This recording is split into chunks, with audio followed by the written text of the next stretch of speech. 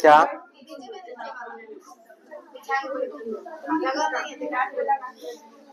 हाँ बैठोगी इस पे,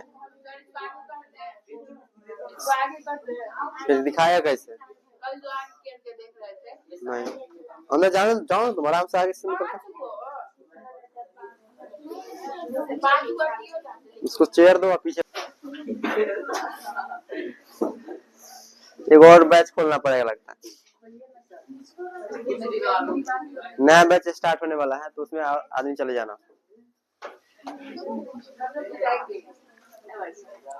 चलो आप देखो जो आएगा सो पीछे बैठेगा। क्या तो हम क्या करें? अब लेट से आओगे तो बैठना वहीं पड़ेगा, लेट से आएगा तो वहीं तो बैठना पड़ेगा। जो पहले आता है वो अपने एडजस्ट कर लेता है। चलो देखो हम हाँ बैठोगी, दे दे बिठाई। हम अब्दुल दर्पण के बारे में बता रहे थे कल। देखो हम लोग गोलीय दर्पण के बारे में जो भी चीज होता है, जैसे वक्ता केंद्र होता है, वक्ता त्रिज्या क्या होता है, समझ रहे, ध्रुव क्या होता है, ये सब पढ़ चुके हैं। और कल हम ये भी बताए थे कि अगर कोई प्रकाश किरण मुख्य अक्ष के समांतर जाएगी तो दर्पण से टकराने के बाद कहाँ पर जाएगी? कहाँ जाएगा? ठीक तो बैठ रहो। चलो देखो क्या दिक्कत है वो?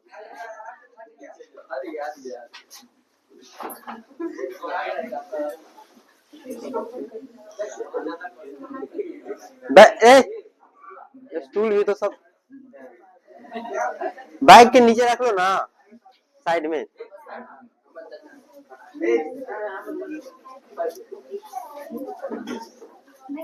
पीछे जगह जाओ, पूरा जाओ पीछे जाओ तो सुनो जाओ। देखो कल हम दर्पण के गोलीय दर्पण के बारे में बताते कि गोलीय दर्पण जो किरण आरेख खींचा जाएगा, अब गोलीय दर्पण से हम लोग अवतल दर्पण भी निकालते हैं और उत्तल दर्पण भी निकालते हैं। तो अगर आप लोगों से उत्तल दर्पण रहे या अवतल दर्पण रहे, अगर बोले कि अगर कोई भी प्रकाश किरण अगर मुख्य अक्ष के समांतर जाएगी तो दर्पण से टकराने के बाद कहाँ पे जाएगी? वो फोकस से होकर जाएगी। ये पहला पॉइंट बता दिए थे। फिर बताए थे कि अगर कोई प्रकाश किरण वक्ता केंद्र से होकर जाएगी तो टकराने के बाद क्या होगी? वापस उसी माध्यम में लौट जाएगी। फिर हम तीसरा पॉइंट बताए हुए थे कि अगर कोई प्रकाश किरण फोकस से होकर जाएगी तो दर्पण से टकराने के बाद मुख्य अक्ष के समांतर वह चली जाती है। ये तीसरा बता दिए थे। चौथा बताए थे कि अगर कोई प्रकाश किरण अगर ध्रुव पर प्रकाशित किया जाएगा तो वह टकराने के बाद आपतन कोण और परावर्तन कोण में विभक्त हो जाती है और वहां पे जो मुख्य अक्ष होता है वह क्या बन जाता है? अभिलंब बन जाता है। क्या बन जाता है? अभिलंब। ये पढ़ चुके थे। और फिर हम बताए थे कि अवतल दर्पण को अभिसारी दर्पण क्यों कहा जाता है? तो जब मुख्य अक्ष के समांतर जितनी भी प्रकाश किरण जाती है, क्या होती है? जितनी भी प्रकाश किरण जो मुख्य अक्ष के समांतर जाती है वह दर्पण से टकराने के बाद एक बिंदु फोकस पर ही क्या होती है? मतलब उसी से होकर गुजरती है या फोकसित होती है। इसीलिए यानी कि इकट्ठा होता है। जितनी भी प्रकाश किरण दर्पण से हम बताए थे कि अगर कोई प्रकाश किरण यहाँ से भी जाएगी तो टकराने के बाद कहाँ पे जाएगी? फोकस भी जाएगी। अगर यहाँ से यानी सिर्फ मुख्य अक्ष के समांतर जो रहेगा ना वह टकराने के बाद कहाँ पे जाती है? फोकस पर ही जाती है। इसीलिए यानी कि जितने भी प्रकाश जो होता है ना वह सबको क्या करता है? अभिसारित कर देता है। क्या करता है? अभिसारित करता है। इसीलिए इसको क्या कहा जाता है? अभिसारी दर्पण कहा जाता है। यानी कि यह प्रकाश की किरण को क्या करता है? इकट्ठा करता है। क्या करता है? अब इसका जस्ट अपोजिट जो होता है ना उत्तल दर्पण होता है। क्या होता है? उत्तल। वह क्या करता है? प्रकाश की किरणों क्या करता है? अपसरित करता है। अपसरित करने का मतलब होता है वो प्रकाश की किरणों को फैला देता है। क्या करता है? फैलाता है। इसलिए उसको क्या कहा था? अपसारी दर्पण कहा जाता है। यानी कि अगर पूछे कि उत्तल दर्पण को क्या कहा जाता है तो अपसारी, क्या बोलेंगे उसको? अपसारी दर्पण। और अवतल दर्पण को पूछे कि क्या कहा जाता है तो अभिसारी। अब अभिसारी क्यों कहा था समझ आया कि नहीं? यानी कि जो मुख्य अक्ष के समांतर जितनी भी प्रकाश किरण होती है वह दर्पण से टकराने के बाद एक बिंदु फोकस से होकर ही गुजरती है। यानी कि सभी प्रकाश किरण क्या होता है, इकट्ठा हो जाता है, इसलिए क्या बोला था इसको, अभिसारी दर्पण कहा था। ठीक है ना? अब हम ये चीज बता चुके थे। अब हम ये नहीं बताया है कि जो अवतल दर्पण में प्रतिबिंब कैसा बनता है। अब देखो, अवतल दर्पण में जो प्रतिबिंब होता है ना, वो वस्तु की स्थिति के अनुसार बनता है। अब जैसे आप लोगों से एग्जाम में दे देगा कि अगर कोई वस्तु वक्ता केंद्र और फोकस के बीच में है तो उसका प्रतिबिंब कैसा बनेगा, समझ रहे हो कि ना? अगर दे देगा कि अगर कोई वस्तु अनंत पर कहने का मतलब यहाँ पर भी है, मतलब अनंत करने का मतलब बहुत ही दूर स्थित है, समझ रहा है कि ना? तो अनंत पर स्थित है तो उसका प्रतिबिंब कहाँ बनेगा, समझ रहा है कि ना, कैसा बनेगा? तो वह वस्तु की स्थिति के अनुसार इसका प्रतिबिंब जो बनता है ना, काल्पनिक भी बनता है, वास्तविक भी बनता है, वस्तु से बड़ा भी बनता है और छोटा भी बनता है। यानी कि इसका स्थिति के अनुसार इसका क्या होता है, प्रतिबिंब बदलता रहता है। तो अवतल दर्पण का यही होता है। लेकिन उत्तल दर्पण में क्या होता है, उसमें जो प्रतिबिंब बनता है ना, वास्तविक बनेगा और उल्टा बनेगा, समझ रहे कि ना, और वस्तु से छोटा बनता है। क्या बनेगा, छोटा। अब छोटा क्यों बनता है, क्योंकि हम लोग देखते हैं कि जो कोई भी जो कि जैसे 4 चक्का हो गया, उसके जो दर्पण जो होता है, शीशा जो लगा जाता है आईना बगल में, होता है कि ना, जो साइड मिरर जो होता है, वो जो आईना लगा था वह उत्तल दर्पण होता है। क्यों? क्योंकि वह उसमें तुम देखता हो कि पीछे कितना भी बड़ा भी वस्तु रहता है ना, उसमें वस्तु बड़ा भी जैसे बड़ा बड़ा ट्रक रहता है पीछे, उसका मतलब छोटा प्रतिबिंब आईना बनाकर ड्राइवर को दिखा देता है, ताकि पीछे का जितना भी वस्तु जो बड़ा रहेगा ना, वह छोटा करके उसको स्पष्ट दिखाता है ना। इसीलिए वहां पे क्या क्या आता है, उत्तल दर्पण का उपयोग किया आता है। अगर आप लोगों से एग्जाम में पूछा आता है कि साइड मिरर के रूप में किस दर्पण का उपयोग किया जाता है, तो क्या बोलेंगे, उत्तल दर्पण का। क्योंकि वह जो होता है ना, बहुत बड़ा वस्तु को एक छोटा सा मतलब छोटा वस्तु बनाकर स्पष्ट प्रतिबिंब आईना में दिखाता है। इसीलिए ड्राइवर का जो होता है, ड्राइवर वहां पे उत्तल दर्पण का वहां पे उपयोग किया जाता है। अब बोलो सर, वो जो उत्तल दर्पण होता है उसमें हमेशा वास्तविक प्रतिबिंब बनेगा। हाँ, वास्तविक इसलिए बनता है कि मान लो कि अगर उसमें उल्टा उल्टा बता देगा तो ड्राइवर को दिक्कत होगा ना पीछे का अच्छे से देखने के लिए, समझ रहे कि ना?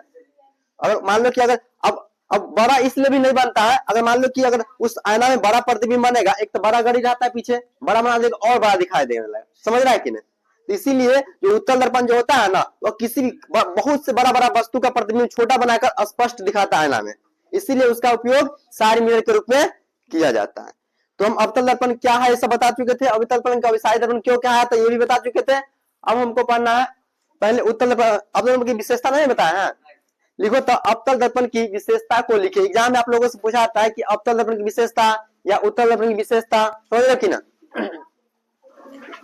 अब देखो, अवतल दर्पण जो होता है ना, वो वस्तु से थोड़ा बड़ा प्रतिबिंब बनाता रहता है। वो हमेशा क्या करता है, वस्तु से थोड़ा बड़ा बनाता रहता है, लेकिन वह किसी किसी स्थिति में ना छोटा भी प्रतिबिंब बनाता रहता है।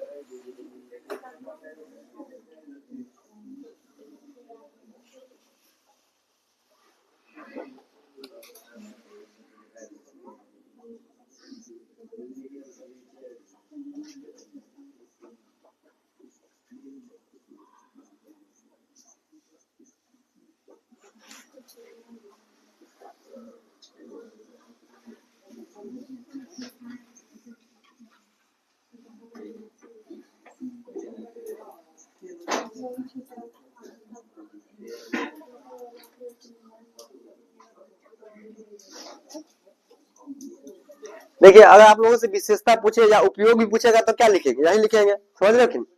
अगर मान लो कि गुण भी पूछेगा तो क्या लिखेंगे, यही लिखना है।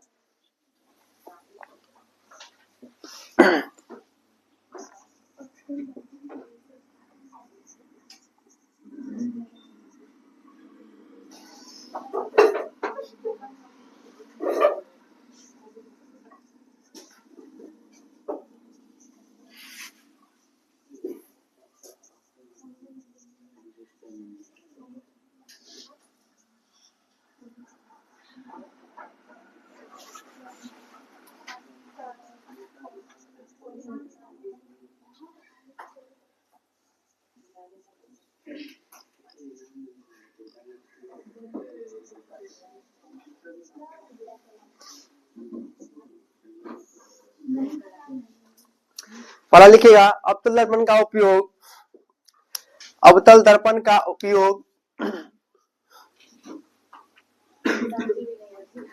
क्या हो, देखिए विशेषता बोले या उपयोग, बात दोनों क्या है, बराबर ही है। तो उपयोग बोलते हैं ना तो अच्छा, मतलब तुम लोगों को मतलब बोलने में भी अच्छा रहेगा, इसलिए उपयोग भी लिखेंगे। तो आप लोग यहाँ पे उपयोग भी कर दीजिएगा, विशेषता या उपयोग, ठीक है ना, दोनों ही इससे में।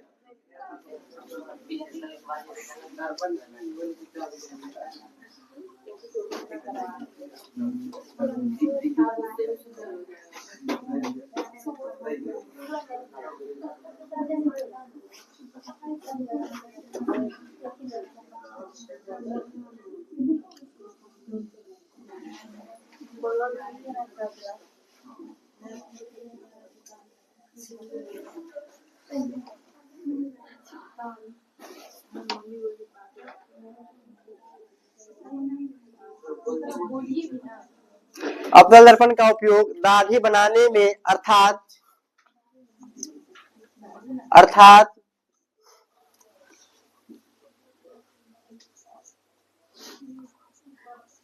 हजामती, अवतल दर्पण का उपयोग दाढ़ी बनाने में अर्थात हजामती करने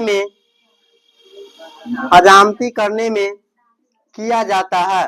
देखता है ना कि जो सैलून जो होता है ना उसमें जो दर्पण लगा होता है वो अवतल दर्पण होता है। वहां पर अवतल दर्पण क्या उपयोग क्यों किया जाता है, क्योंकि जो अगर मान लो कि वहां पे अगर थोड़ा वस्तु से थोड़ा सा मतलब बड़ा प्रतिबिंब बनाता है, ताकि जो हजाम जो मतलब जो दाढ़ी बनाता रहता है नाई होता है उसको मतलब कि दाढ़ी बनाने में दिक्कत नहीं होता है। तो अवतल दर्पण का उपयोग क्या होगा, हजामती करने में किया जाता है।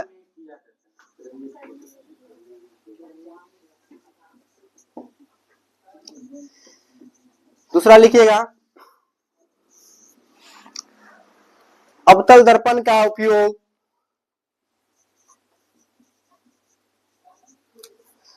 अवतल दर्पण का उपयोग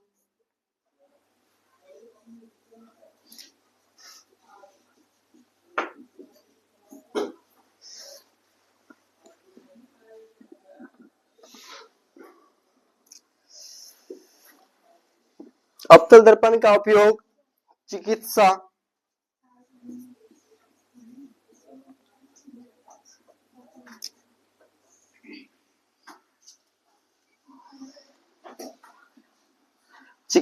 में, चिकित्सा मतलब समझ रहा है कि ना, अस्पताल, ठीक है ना, चिकित्सा में डॉक्टर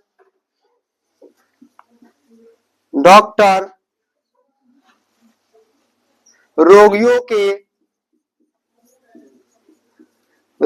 के नाक कान,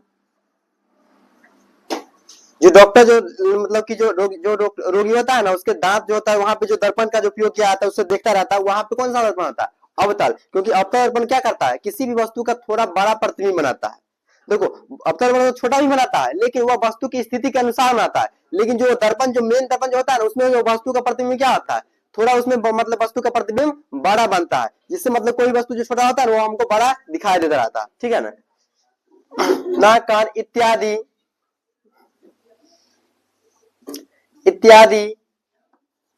के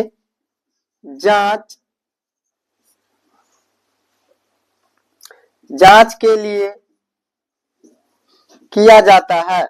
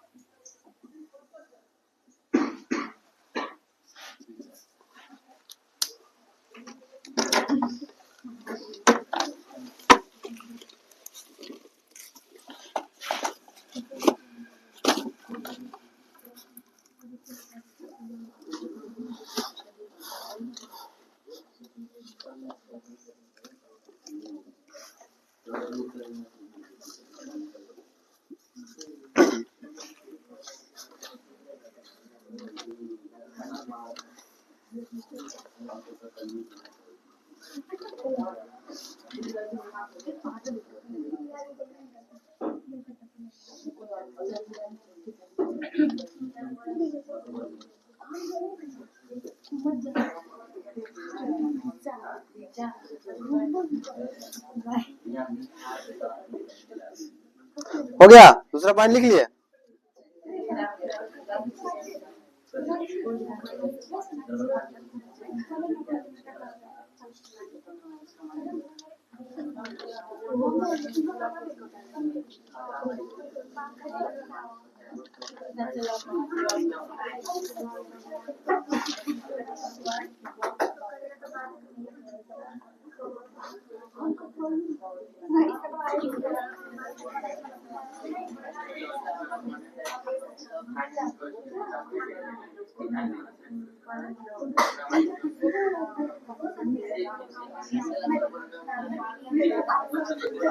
ठीक है, तो अवतल दर्पण का उपयोग, अवतल दर्पण का उपयोग, हल्ला मत करो। अवतल दर्पण का उपयोग, कौन हल्ला कर रहा है? क्या हल्ला कर? अवतल दर्पण का उपयोग सौर भट्टियों में, सौर भट्टियों में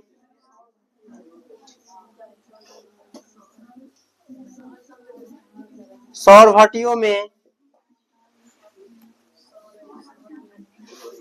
यही ना होता भट्टियों, ठीक है ना, बताते हैं। सौर भट्टियों प्लांट सब जो ना होता है, समझ रहा है कि ना, क्या सोलर प्लांट सब जो होता है, जैसे कोई भी जो मतलब बड़ा बड़ा फैक्ट्री होता है, वहां पर भी कोई भी चीज वस्तु सबको देखने के लिए वहां पे क्या क्या आता है, उस दर्पण का उपयोग किया था। सौर भट्टियों में अवतल दर्पण का उपयोग सौर भट्टियों में किया जाता है, क्योंकि किया जाता है क्योंकि क्योंकि यह किसी वस्तु का प्रतिबिंब, क्योंकि यह किसी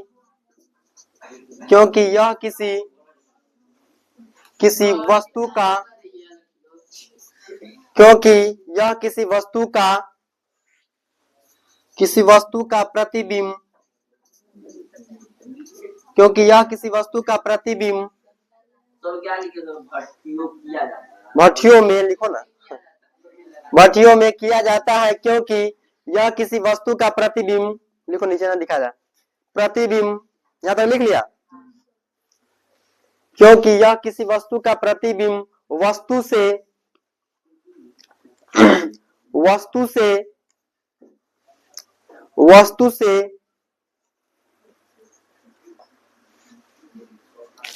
वस्तु से थोड़ा बड़ा बनाता है,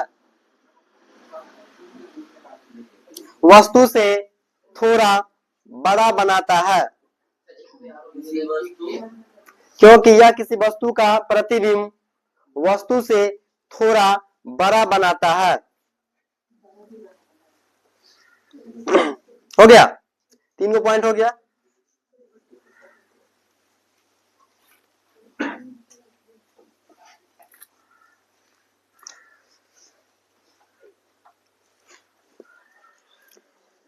एक और लिखिएगा,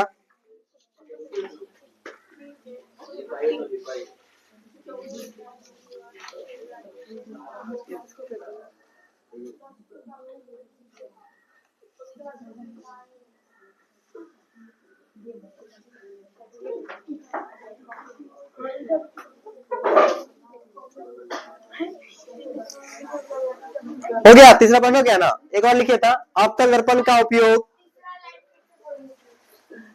लिखा हुआ है, लिखो यहां तक,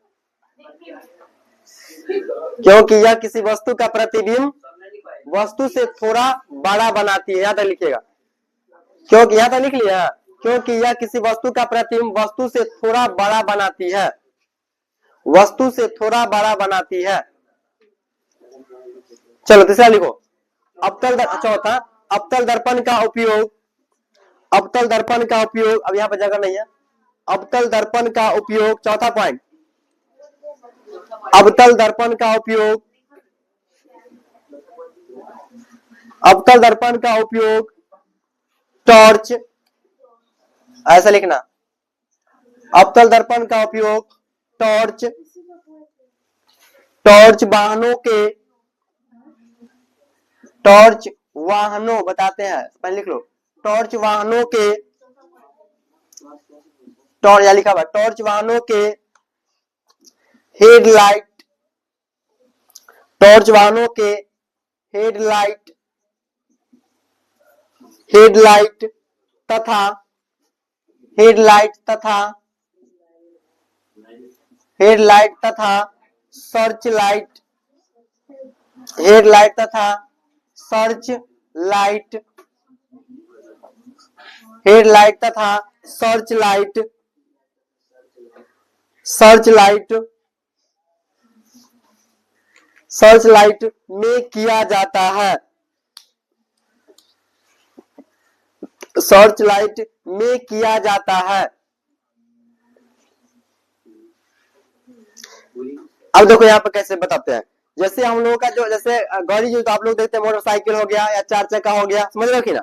और उसके आगे भी दर्पण लगा रहता है कि ना, मतलब देखो तो ना जो बल्ब जो बढ़ता है उसके आगे में क्या होता है, एक शीशा लगा होता है ना। तो वहां पर भी अपना दर्पण का इसलिए उपयोग किया जाता है क्योंकि जो जो क्या करता है, मान लो कि आप वहां पे देखते हो कभी कभी धुनी जो लगता है ना, तो बल्ब को क्या करता है, एक दूसरा बल्ब जलाना पड़ता है, होता है कि नहीं। तो जो अवतल दर्पण जो होता है ना, जो किसी भी वस्तु का जो प्रतिबिंब होता है ना, वह क्या करता है, थोड़ा बड़ा होता है और मतलब कि जो प्रतिबिंब जो होता है ना, एकदम उसका जो रोशनी होता है एकदम, मान लो कि वहां पे जो उत्तल दर्पण लगा देंगे तो वह क्या करेगा, चारों ओर फैला देगा। अब आगे तक तो उसका प्रकाश नहीं जा पाएगा। इसीलिए जो वहां पे जो अवतल दर्पण का उपयोग इसलिए किया जाता है क्योंकि वो प्रकाश को क्या करता है, सीधा एक मतलब एक बिंदु तक वहां तक ले जाता है, समझ रहे हो कि नहीं। इसलिए सर्च लाइट और हेडलाइटों के रूप में इसका उपयोग किया जाता है। ठीक है, अब अगला, अब ये तो हो गया।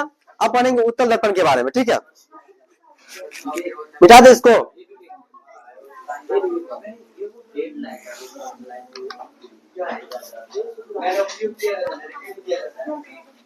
बोलो। हाँ, सौर भाटियों समझे। सौर भाटियों का आने का मतलब होता है, जैसे मान लो कि जहां अब एक में देख लो, जैसे कोयला खदान तुम लोग देखा होगा, कोयला खदान में जो होता है ना, मतलब देखे तो नहीं होगा लेकिन मतलब फिल्म में देखा होगा या रील्स उसमें देखता होगा चाहे कहीं पे भी। तो वहां पे जो देखता होगा ना, वहां पे जो काम जो करते रहते व्यक्ति सब, वहां पे उसके माथा पे एक टॉर्च जैसा लगा रहता है, समझ आता हो ना। तो उसीलिए वहां पे जो लाइट जो प्रकाशित होता है ना, इसलिए वहां पर भी ऑप्टिकल दर्पण का उपयोग किया जाता है। इसलिए क्या था कि सौर भाटियों में भी ऑप्टिकल दर्पण का उपयोग किया जाता है। ठीक है ना।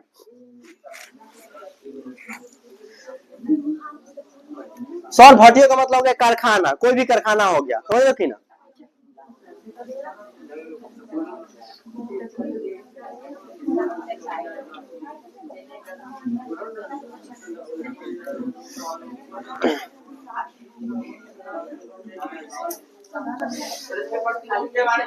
नहीं, प्रतिबिंब के बारे में बताएं। देखो, इसके प्रतिबिंब के बारे में हम सब बताएंगे, अल्लाह बात को। इसके प्रतिबिंब हम इसलिए नहीं बताया क्योंकि इसका जो प्रतिबिंब हो ना, इस वस्तु के स्थिति के अनुसार बनता है। तो इसमें 3-4 को स्थिति होता है। जैसे हम वस्तु को रख देंगे, अनंत पर रख देंगे, वक्ता केंद्र पर रख देंगे या फोकस पर रख देंगे, तो कहाँ भी प्रतिबिंब बनता है। तो सब इसको मतलब कि आगे पढ़ाने के बाद हम बता देंगे सबको। ठीक है ना। तो लिखो तो आप, उत्तल दर्पण क्या है। उत्तल दर्पण क्या है, जब हम प्रतिबिंब की स्थिति बताएंगे ना तो दोनों बता दें। हाँ, नहीं, जब दोनों का स्थिति जो होता है ना, जैसे उत्तल दर्पण में कुछ प्रतिबिंब बनता है, अवतल में दोनों साथ में लिखाएंगे तो ठीक रहता है। ठीक है, तो बताओ उत्तल दर्पण, उत्तल दर्पण क्या है। उत्तल दर्पण क्या है।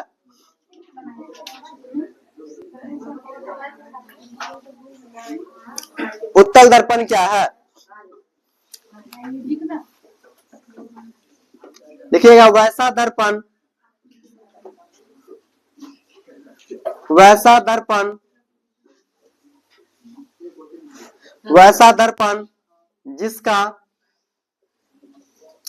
वैसा दर्पण जिसका परावर्तक सतह, जिसका परावर्तक सतह, जिसका परावर्तक सतह, परावर्तक सतह उभरा, अर्थात उभरा अर्थात क्या होगा, उभरा अर्थात उठा हुआ,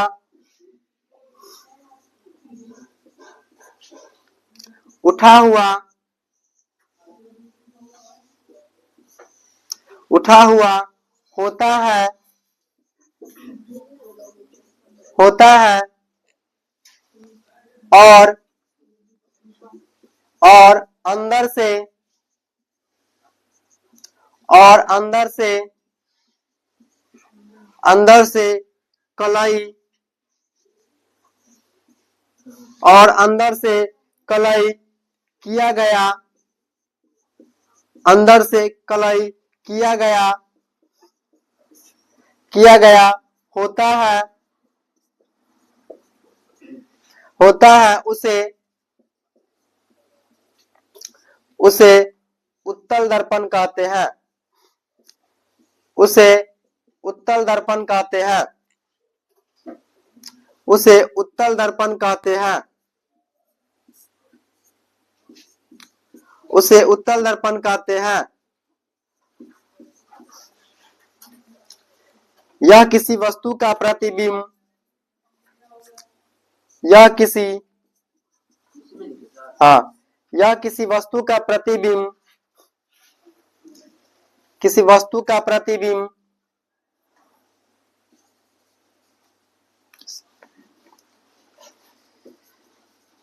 किसी वस्तु का प्रतिबिंब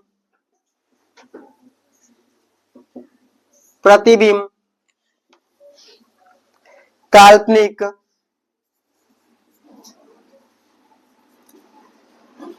होगा तो क्या होगा, उल्टा कि सीधा? सीधा होगा। क्या होगा?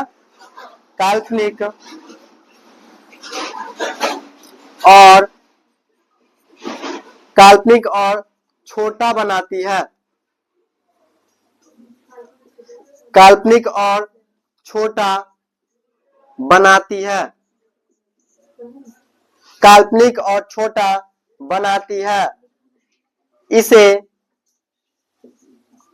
इसे अपसारी दर्पण भी कहा जाता है, इसे अपसारी दर्पण भी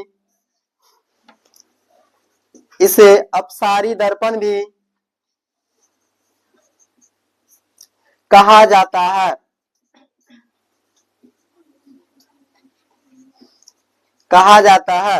देखो वास्तविक बनाएगा तो उल्टा हो जाएगा, तो मतलब वस्तु का मतलब वहां का अगर प्रतिबिंब बन जाएगा तो ड्राइवर को देखने में क्या हो जाएगा, दिक्कत होगा कि नहीं। इसीलिए क्या बनाता है, काल्पनिक बनता है। जैसे हम लोग आईना में भी देखते हैं तो हमारा प्रतिबिंब क्या रहता है, काल्पनिक ही रहता है, इसलिए वो सीधा हमको दिखाई देता है कि हम जैसा है वैसा ही वस्तु दिखाई दे रहा है। इसीलिए क्या होता है, उत्तल दर्पण में क्या होता है, किसी वस्तु का जो प्रतिबिंब क्या बनाएगा, काल्पनिक। और जब ये काल्पनिक होता है क्या बनाएगा, सीधा, क्योंकि बताया था कि काल्पनिक प्रतिबिंब क्या होता है और वास्तविक प्रतिबिंब क्या होता है। काल्पनिक बनाएगा और वस्तु से क्या बनाएगा, छोटा बनाता है, ठीक है ना। तो ये लिख लिया, उसके नीचे ये डायग्राम बनाइएगा।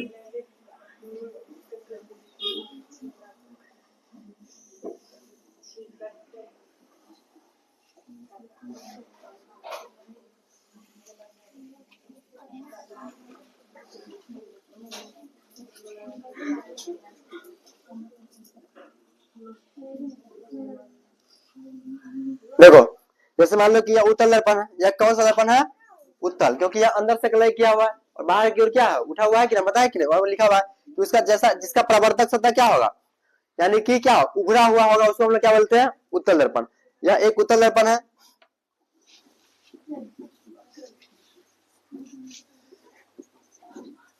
अब देखिए जैसे यहाँ से एक प्रकाश किरण आ रही है, तो हम क्या होता है कि यहाँ से एक प्रकाश किरण आई है, तो दर्पण से टकराने के बाद क्या होता है, यह उधर की मतलब कि बाहर की ओर भाग रहा है। अब देखो ये जा तो रहा है इधर का, लेकिन हमको इस दर्पण के अंदर में प्रतीत हुआ कि यह कहाँ पे जा रहा है, फोकस पर। कहाँ पे जा रहा है, फोकस पर, समझ रहे, क्योंकि प्रकाश की किरण अगर मुख्य अक्ष के समांतर जो आएगी ना, वह दर्पण से टकराने के बाद कहाँ पे जाएगा, हमेशा कहाँ पे जाएगा, वह चाहे उत्तल दर्पण रहे चाहे अवतल रहेगा, वह दर्पण से टकराने के बाद हमेशा कहाँ पे जाएगा, फोकस पर ही जाता है। तो देखो एक प्रकाश किरण क्या आ रहा है, मुख्य अक्ष के समांतर आ रहा है कि नहीं। अब मुख्य अक्ष के समांतर आ रहा है तो यह टकराने के बाद तो वापस चला, क्योंकि यह उत्तल दर्पण है तो प्रकाश को क्या करा, अब मतलब कि अपसरित कर रहा है, क्या कर रहा है, अपसरित। अब अपसरित कर रहा है तो ये प्रकाश किरण जा तो रहा है उधर, लेकिन हमको प्रतीत होगा दर्पण में कि वो फोकस पर जा रही है। तो प्रतीत होने का मतलब क्या होगा, काल्पनिक प्रतिबिंब। क्या होगा, जो चीज काल्पनिक होता है उसी को हम लोग प्रतीत कर सकते हैं, अनुभव कर सकते हैं कि हाँ यहाँ पे कोई चीज है। तो देखो यहाँ तो क्या है, फोकस पे जा रहा है और हम यहाँ फोकस मतलब प्रतीत हो रहा है कि यहाँ पे जा रहा है, इसलिए इसमें कैसा प्रतिबिंब बनता है, काल्पनिक बनना है। क्या बनना है, काल्पनिक। तो इसको आप लोग वहां पे नोट कर लीजिए।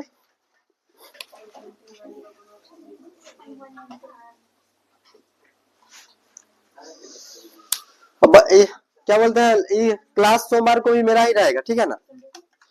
संडे को मतलब कल पता नहीं, सर देखते हैं, अगर कहीं सर लेंगे तो ले लेंगे, ना हम नहीं लेंगे। और संडे क्या बोलते हैं, मंडे को, ट्यूसडे को, वेडनेसडे को 3 दिन मेरा क्लास रहने दो, क्योंकि हमको 15-16 को एग्जाम है, तो फिर उस दिन हम नहीं ले पाएंगे, दिक्कत हो जाएगा। खाली एग्जाम में आ रहा है, समझ में रहा है।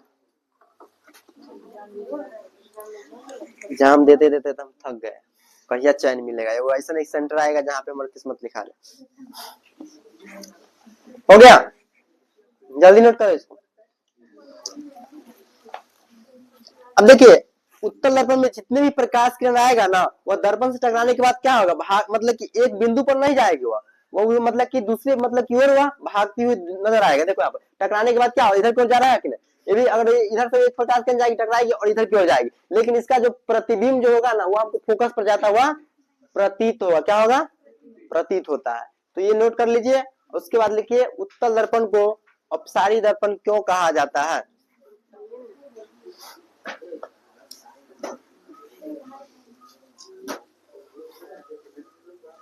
एक दिन आती हो, 10 दिन नहीं आती हो, है? हाँ तुमको बोल रहे हैं।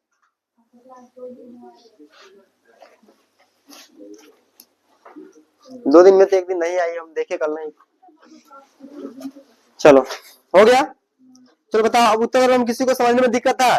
अगर आप लोगों से पूछे कि उत्तल दर्पण क्या है तो क्या बोलेंगे, वैसा दर्पण जिसका परावर्तक सतह क्या होता है, उभरा हुआ होगा और अंदर से कलई किया होगा, उसको हम लोग क्या बोलेंगे, उत्तल दर्पण बोलेंगे। क्या बोलेंगे, ऑब्जेक्टिव में अगर पूछे कि उत्तल दर्पण को और कौन सा दर्पण से जाना जाता है तो क्या बोलेंगे, अपसारी दर्पण। क्या होगा, तो आप लोग लिखिए, उत्तल दर्पण को अपसारी दर्पण क्यों कहा जाता है। मिटा दे इसको, नहीं मिटा है, जल्दी नोट करो।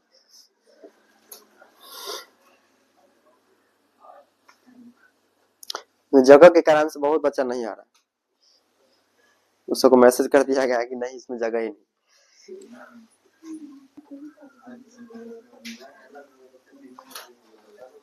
उस बच्चा सबको बोले हैं कि तुम लोग अपना 10 बच्चा का ग्रुप कब से बना लो, तो नया बैच खोल देंगे क्या। अब मान लो अब 2 बच्चा के लिए थोड़ी कि नया बैच हम मतलब उतना मेहनत करेंगे जितना कर रहा है, बच्चा रहेगा तब ना जाकर मेहनत कर।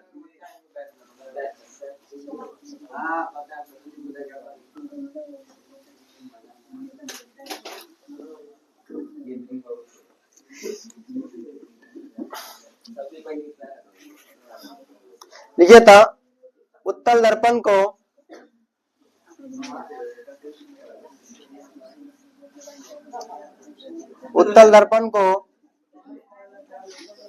अपसारी दर्पण,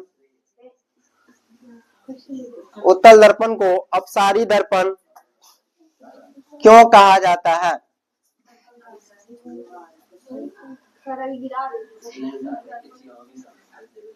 लिखा हुआ अपसारी दर्पण, अपसारी दर्पण क्यों कहा जाता है।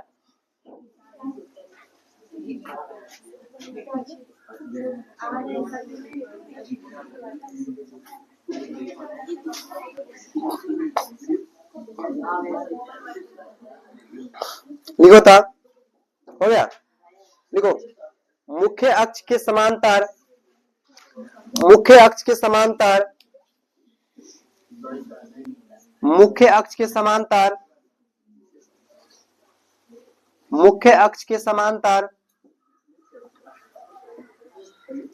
समांतर आने वाली, आने वाली, आने वाली सभी प्रकाश किरण, आने वाली सभी प्रकाश किरण सभी प्रकाश किरण दर्पण से टकराने के बाद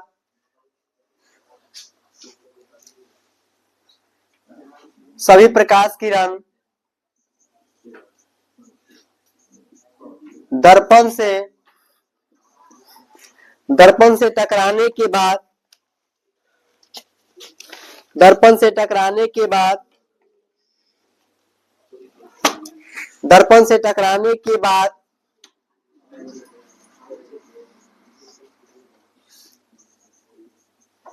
टकराने के बाद एक बिंदु से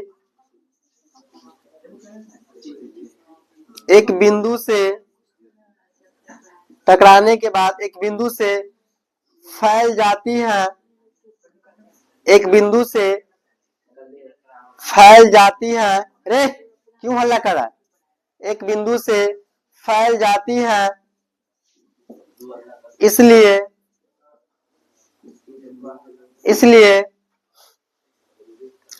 इसलिए उत्तल दर्पण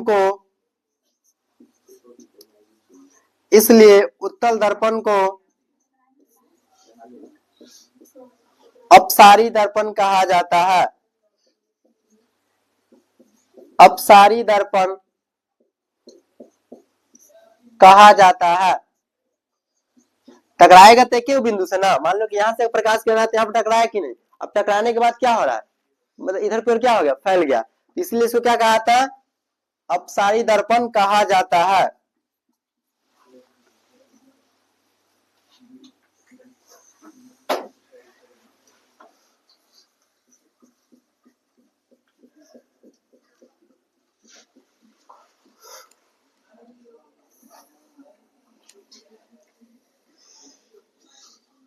देखो इस बगल सेंटर नहीं होगा, याद रखिएगा, कहां पे होगा, इस बगल सेंटर होगा। अब जिस बगल सेंटर होता है वहां पे भी क्या होता है, फोकस होगा, ये क्या हो जाएगा, ध्रुव हो जाएगा। अब देखो यहां से एक प्रकाश किरण आएगी, टकराने के बाद किधर इधर भाग जाएगी, लेकिन हमको प्रतीत होगा दर्पण में कि यह कहां पे जा रहा है, फोकस पे जा रहा है। कहां पे जा रहा है, फोकस पे। फिर एक और मान लो कि प्रकाश किरण को प्रकाशित करते हैं, टकराने के बाद तो हमको इधर चला जाएगा, लेकिन हमको प्रतीत होगा कहां पे जा रहा है, फोकस पे। या इधर नीचे से भी अगर प्रकाश किरण जाएगी तो टकराने के बाद इधर आ जाएगा, लेकिन हमको प्रतीत कैसा होगा कि फोकस पर ही जा रहा है। ठीक है ना, तो आप लोग ऐसा करके बना लीजिए। हाँ क्या चीज है, पहले पढ़ाई करो ना उसके बाद। अच्छा वो रखा हुआ तो चल इसको नोट कीजिए, नहीं समझ में आया, चलो ये लिख लिया ना ये। चलो अब इसको हम फिर से समझा रहे हैं, समझना आप मिटा दे इसको, सबको जल्दी इसको लिखो, आप इसको मिटा समझाते हैं।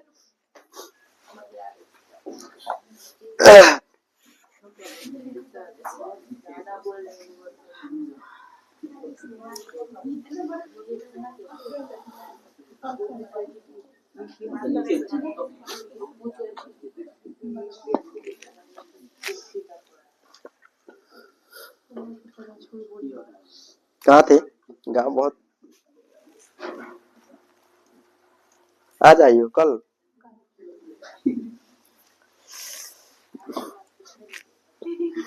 किसके बारे में आगे, मतलब क्या बात है, अब क्या पूछे हम, जल्दी करो, हो गया। अब देखो यहाँ समझो, अगर नहीं समझ में आया तो फिर हम समझा रहे हैं, इसको फिगर के माध्यम से भी समझ सकते हैं, डिफिनेशन तुम लोग याद करिए लेगा।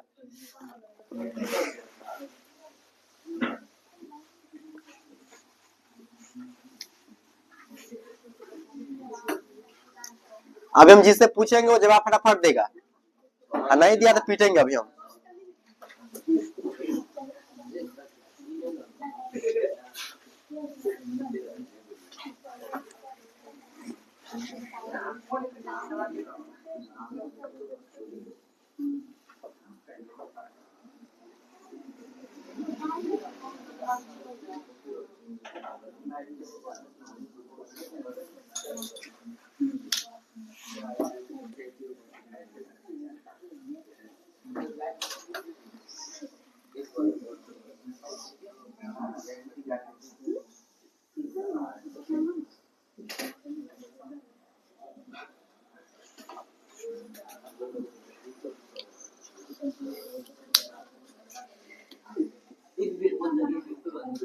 रे अब हल्ला मत करो, समझो यहाँ पर।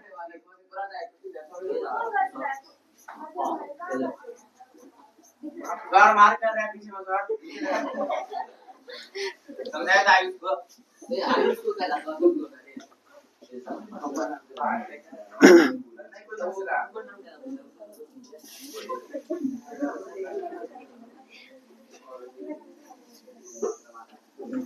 चलो यहाँ जो लाइन गया इसको हम लोग क्या बोलते हैं? अरे इसको हम लोग क्या बोलते हैं? प्रधानार्थ।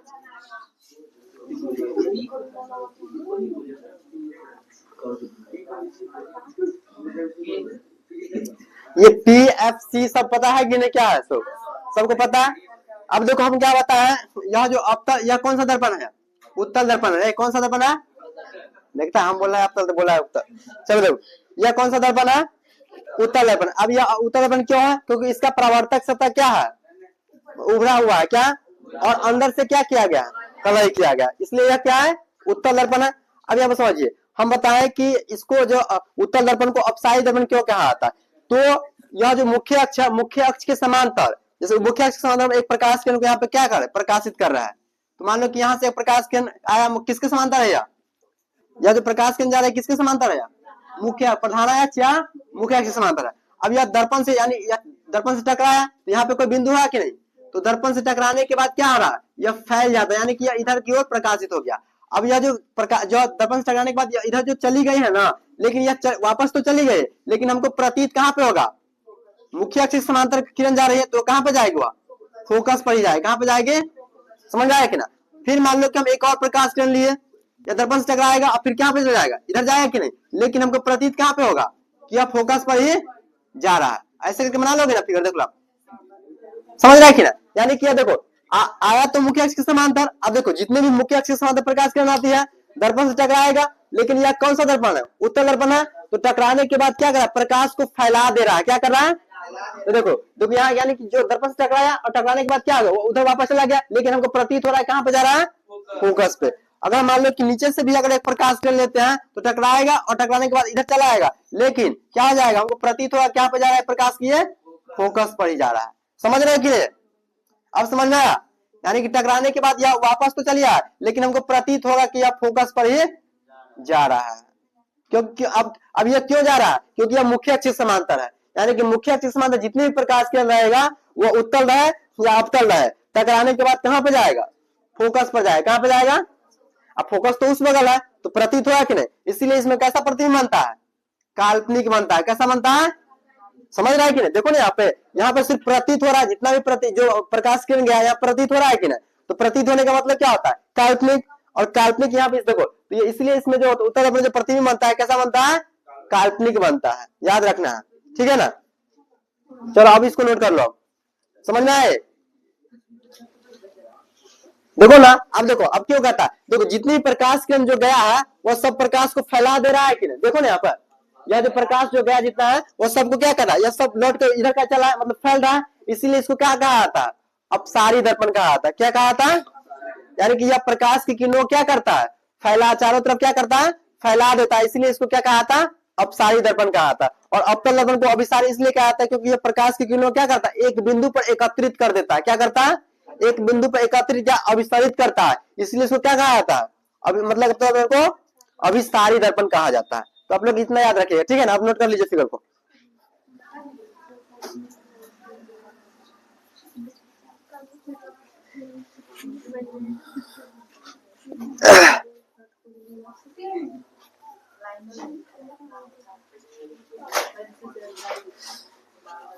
चलो खड़ा होते रहे, तू समझ में आया? हाँ? इस जो दर्पण जो है इसमें फोकस कहाँ पे है? फोकस किसके किसके बीच में बताओ था? हल्ला मत करना कोई। फोकस कहाँ पे है? क्या फोकस कहाँ दिखाई दे रहा है? वो किसके किसके बीच में बताओ? मार्क्स पहले नीचा करो ना, तुम कोरोना है कि तुम अति कर रहे हैं? हमको आवाज पता नहीं चल रहा, तुम मार्क्स हटाओ। हाँ क्या? एफ तक फोकस हो गया, लेकिन वो किसके बीच में है?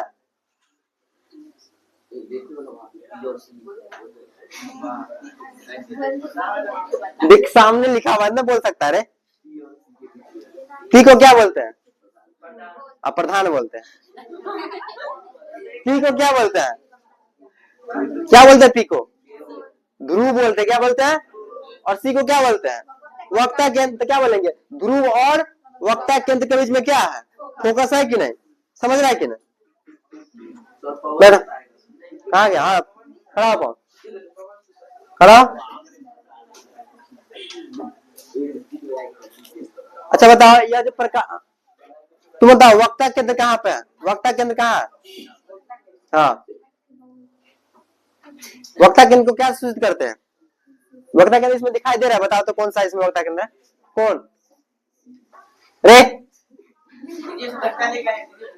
जगह नहीं जाना तो आगे पीट देते हम, समझ जाओ। बोलो, इसमें बताओ ना वक्ता केंद्र कौन है? क्या ए तुम लोग क्या बोलता? अब उसी को खड़ा करेंगे, कौशल को। बोलो वक्ता केंद्र बताओ। पी है, वक्ता केंद्र को पी से सूचित करते हैं। और मतलब ध्रुव कहाँ है? ध्रुव ध्रुव कहाँ है? ध्रुव को क्या सूचित करते हैं? पी से। तो कहाँ पे दिखाई दे रहा है तुमको? कहाँ पे दिखाई दे रहा है? गधा बोलो ना, दर्पण के बीच में जो है, दर्पण के मध्य बिंदु को क्या बोलते हैं? ध्रुव बोलते हैं कि नहीं? मेरा पढ़ता ही नहीं सब, जाने वाला जगह ही नहीं। देखते ना वहाँ बीच में घेर दिया।